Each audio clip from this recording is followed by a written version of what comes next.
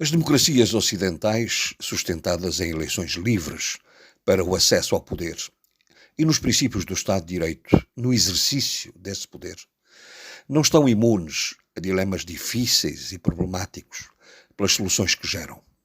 Um problema que é das democracias e nunca das ditaduras ou regimes totalitários.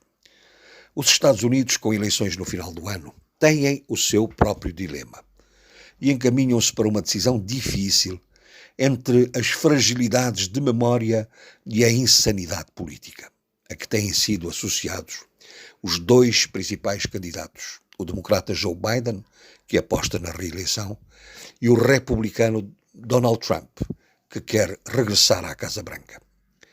Duas candidaturas de risco para os Estados Unidos, muito embora por razões distintivas e nada comparáveis. Uma pelo risco da natural degenerescência da memória e da capacidade de reação intelectual provocadas pela idade, Joe Biden. Outra pelo risco de retorno a uma governação errática, desprovida de valores e que tende a aproximar a ainda maior potência global aos regimes mais retrógrados e antidemocráticos. Um dilema difícil para os cidadãos norte-americanos e pelas suas potenciais consequências para os cidadãos de todo o mundo. As debilidades evidenciadas por Joe Biden, sendo preocupantes, podem vir a ser contornadas a dois níveis. No processo de eleição, através da redefinição das estratégias de comunicação e de campanha, que já estão em curso, evitando a sua participação em grandes comícios e grandes exposições mediáticas e privilegiando os contactos mais diretos. E se vier a ser reeleito, o próprio sistema institucional do país garante instrumentos de minimização do risco. Os Estados Unidos têm uma vice-presidência, também eleita, que serve de válvula de escape nos impedimentos do presidente. Tem um Congresso que estabelece os parâmetros essenciais das grandes opções políticas do país. E tem um aparelho de administração federal e estadual que funciona com relevante autonomia. Significa isto que há válvulas de escape.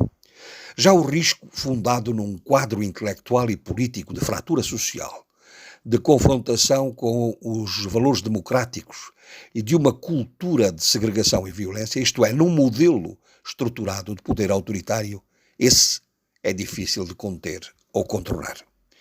Donald Trump acaba, aliás, de dar um cheirinho disso mesmo, ao relembrar as posições que assumiu no quadro da NATO em relação aos países europeus e a ameaça de estímulo à Rússia para a invasão de países como a Polónia ou os Bálticos e todos os que não cumpram as suas obrigações financeiras, diz ele, para com a organização.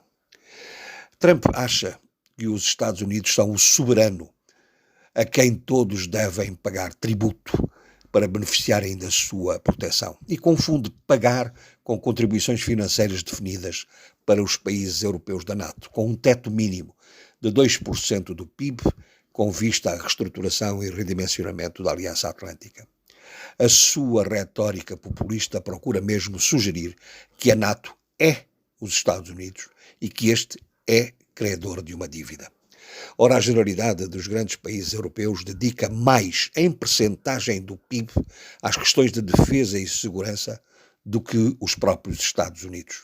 E se tivermos em conta que os Estados Unidos são um país e a União Europeia uma união de países política e institucionalmente soberanos, poderíamos concluir que a soma das forças dos países europeus da NATO se equivale, que a despesa dedicada atinge quase metade da dos Estados Unidos e é superior à da China e da Rússia.